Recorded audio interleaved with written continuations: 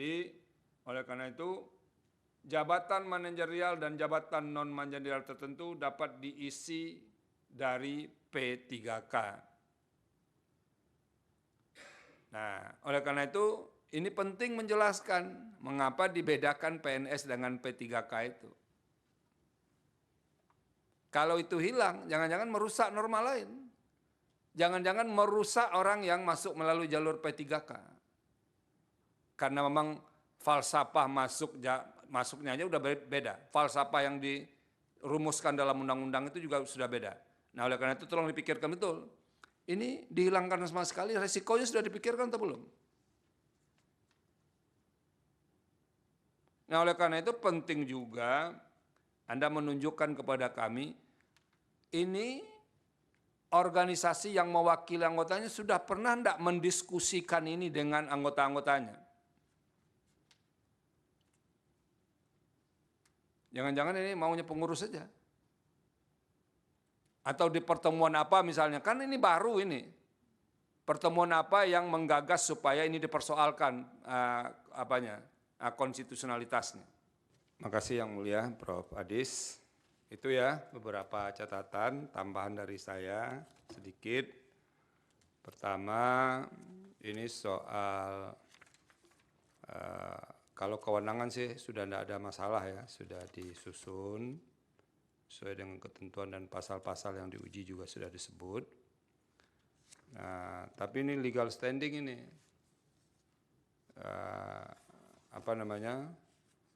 ini harus clear apakah ini perorangan atau badan hukum, ya.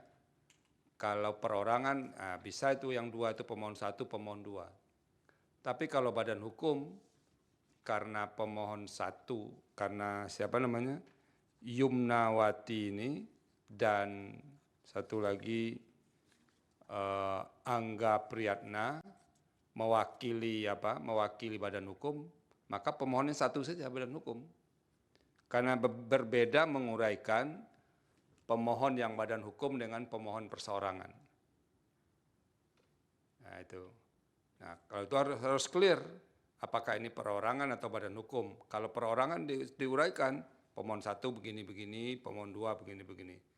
Tapi kalau badan hukum, maka dua-duanya yang mewakili badan hukum itu menjadi satu pemohon. Pemohonnya adalah badan hukum, tapi diwakili oleh siapa? Itu paling tidak yang menandatangani surat kuasa untuk para kuasa hukum.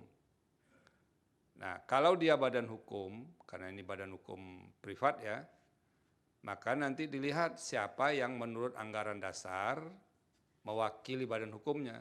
Dicantumkan di mana otoritas itu ditemukan. Nah, nanti kami akan periksa ketika menunjuk kuasa hukum siapa yang menandatangani kuasa hukum itu. Karena di anggaran dasar itu kan di pasal ditentukan yang mewakili badan hukum itu kan ketua dengan salah satu pengurus. Nah, itu harus disebutkan. Pasal ini menentukan begini dan oleh karena ini dikuasakan oleh ini dan yang mewakili badan hukum. Nah, itu kalau badan hukum. Lalu dijelaskan apa kepentingan badan hukum itu, bukan perorangannya. Saya dipahami ya? Apa kepentingan badan hukum? Lalu Anda buktikan kepada kami, kira-kira ini yang saudara klaim itu dijelaskan. Kami belum tahu nih berapa anggotanya ini, karena ini baru kan. Forum Intelektual, Forum Aspirasi Intelektual Nusantara ini, siapa saja anggotanya nih? Harusnya ada juga, kami jelas, dosen, berapa sih anggotanya FAIN ini sekarang? Nggak tahu Anda mungkin ya, karena Anda tidak menghitung ya, karena urusan bukan urusan kuasa hukum. Nah, kami tolong juga diberikan aspirasi, gambaran terkait dengan ini. Nah, itu yang berkait dengan subjeknya. Lalu nanti dijelaskan apa kerugian atau potensi kerugian hak konstitusional pemohon. Apakah itu pemohonnya perorangan atau badan hukum. Karena begini loh, yang harus Anda ingat itu, para kuasa hukum ingat, ini orang masuk memilih jalur P3K, sudah dari awal dia tahu konsekuensinya semua. Jadi bukan diterima dulu baru dijudge, Anda P3K ini PNS, kan bukan begitu. Jadi bagaimana mau menjelaskan setelah jadi lalu mempersoalkan aturan yang diterima pada awalnya ketika masuk? Karena kan beda kan, penerimaannya aja beda kan. Nah sudah tahu, sama dengan orang sudah calon kepala daerah atau calon anggota DPR atau DPRD, sudah jelas oleh undang-undang ditentukan masa jabatannya 5 tahun. Lalu kemudian setelah jadi, dipersoalkan. Kecuali Anda tidak tahu sebelumnya. Nah oleh karena itu, ini harus ada penjelasan yang kuat bahwa ketentuan ini sudah ada, lalu tiba-tiba Anda merasa diperlakukan tidak adil oleh ketentuan itu. Nah itu yang paling penting nih dijelaskan. Kenapa? Kami nanti akan menilai 3 norma yang dimohonkan pengujian ini ada enggak kausal verbannya. Jadi hubungan sebab akibat antara berlakunya norma yang dimohonkan pengujian itu dengan anggapan kerugian atau potensi kerugian hak konstitusional itu. Nah kalau yang tadi ditanya hakim kan agak berat nih. Anda masuk melalui jalur P3K, lalu tiba-tiba mempersoalkan P3K itu sendiri. Nah itu untuk legal standing. Karena kalau legal standingnya tidak lolos, kami tidak akan masuk ke pokok permohonan. Nah itu legal standingnya harus diuraikan supaya kami yakin Anda pemohon memiliki legal standing. Yang berikut berkenaan dengan alasan-alasan permohonan, ini kan kalau dihitung saudara menggunakan pasal 28D ayat 1, 28I ayat 2, 28D ayat 2. Nah itu di dalamnya diuraikan per item ya. Ada ini C1, C2 sampai C3. Nah tolong dielaborasi lagi pertentangannya. Mengapa norma yang dimohonkan pengujian itu bertentangan dengan pasal 28D ayat 1, pasal 28I ayat 2, dan pasal 28D ayat 2. Kira-kira substansi mana dari masing-masing norma itu? Misalnya, ini saya ambil contoh satu. Pasal 28D ayat 1 misalnya, menyatakan begini.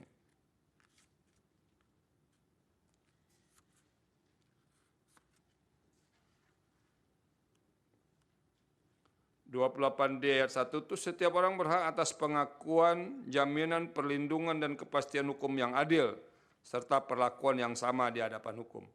Itu kan banyak tuh elemen-elemennya. Apakah semua elemen dalam norma konstitusi itu bertentangan, dianggap bertentangan dengan apa? Nah, itu harus dijelaskan. Jadi karena dipilih 3 norma konstitusi, berarti 3 norma yang diuji ke konstitusi itu harus ditunjukkan pertentangannya dengan 3 dasar pengujian dalam Undang-Undang Dasar itu. Nah, Anda bisa menggunakan perbandingan, konsep-konsep ini, konsep administrasi dan segala macam. Yang belum Anda jelaskan sama sekali dalam permohonan ini adalah mengapa Undang-Undang ASN itu membedakan PNS dengan P3K. Jadi tidak bisa ujuk-ujuk begitu. Jadi harus dijelaskan. Walaupun kami akan mencari nanti, tapi Anda sebagai pemohon harus menjelaskan kepada mahkamah. Dengan dasar pembedaannya ini harusnya dia tidak berbeda, atau dengan dasar pembedaan itu harusnya memang berbeda. Nah, itu yang belum diuraikan di permohonan ini. Sebab kalaupun Anda memiliki legal standing, tapi kalau kami merasa nanti tidak cukup kuat alasan bahwa itu menyatakan bertentangan dengan konstitusi, ya nanti akan ditolak permohonannya, tidak beralasan menurut hukum. Nah itu. Nah yang terakhir yang perlu diingatkan kepada saudara, misalnya kan ini ada 3 norma yang diuji. duanya itu diberi pemaknaan.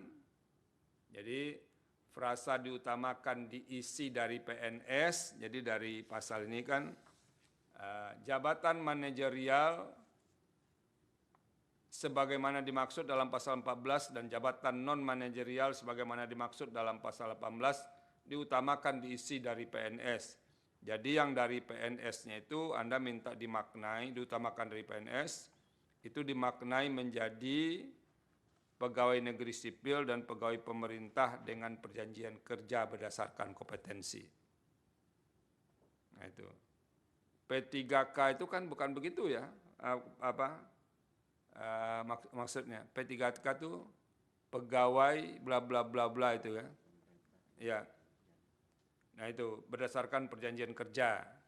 Nah oleh karena itu tolong ini apakah pemaknaan terhadap diutamakan diisi dari PNS itu dengan yang baru itu sesuai tidak dengan pengertian P3K yang ada dalam Undang-Undang ASN itu. Nanti tolong dilihat lagi. Jadi jangan menciptakan terminologi baru dan terminologi itu tidak ada dalam Undang-Undang ASN. Nah, tolong itu diperhatikan.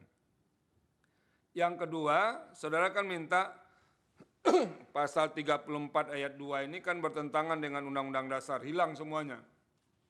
Jadi, oleh karena itu, jabatan manajerial dan jabatan non-manajerial tertentu dapat diisi dari P3K. Nah, oleh karena itu, ini penting menjelaskan mengapa dibedakan PNS dengan P3K itu. Kalau itu hilang, jangan-jangan merusak norma lain. Jangan-jangan merusak orang yang masuk melalui jalur P3K. Karena memang falsafah masuknya aja udah beda. Falsafah yang dirumuskan dalam undang-undang itu juga sudah beda. Nah oleh karena itu tolong dipikirkan betul. Ini dihilangkan sama sekali, resikonya sudah dipikirkan atau belum? Nah oleh karena itu penting juga Anda menunjukkan kepada kami, ini organisasi yang mewakili anggotanya sudah pernah tidak mendiskusikan ini dengan anggota-anggotanya? Jangan-jangan ini maunya pengurus saja. Atau di pertemuan apa misalnya, kan ini baru ini. Pertemuan apa yang menggagas supaya ini dipersoalkan konstitusionalitasnya. Nah, tolong itu dipikirkan, termasuk menghapus dan atau berakhir masa perjanjian kerja. Anda lihat juga ada putusan Mahkamah Konstitusi loh soal kapan perjanjian kerja itu selesai pegawai P3K itu. Nah, nanti Anda lihat juga, kita sudah pernah memutus berkaitan dengan P3K ini, tapi itu belum muncul sama sekali di dalam permohonan saudara ini. Nah itu yang beberapa hal yang perlu kami nasihatkan karena penting diingatkan kepada saudara, kami tidak akan mengabulkan permohonan kalau itu akan menimbulkan problem hukum baru, menimbulkan ketidakpastian hukum baru. Bisa dipahami ya? Oke, itu saja penasihatan. Ada yang mau disampaikan? Cukup? Cukup jelas? Cukup ya?